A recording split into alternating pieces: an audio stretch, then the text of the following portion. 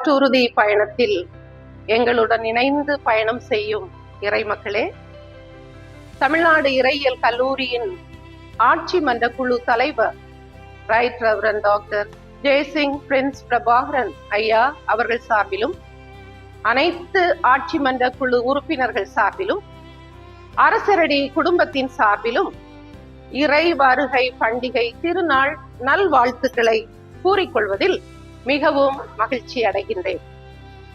இறை வருகை பெத்லகேமில் தொடங்கிய பிறப்பு மட்டுமல்ல, அது உலகையே மாற்றிய பற்றுறுதி பயணத்தின் தொடக்கம்.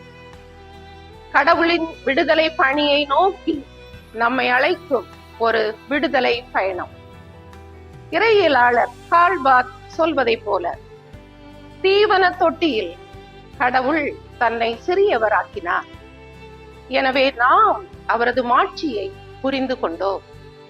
In the manger, God became small so that we might understand God's greatness. இயேசுவின் பிறப்பு கடவுள் மனுக்குலத்துடன் இணைந்து நடக்கும் பற்றுறுதி பயணத்தின் தொடக்கம். Jesus' birth is the beginning of a faith journey where God walks with humanity. அது முழுமையை நோக்கிய, நிறைவை நோக்கிய பற்றுறுதி பயணம்.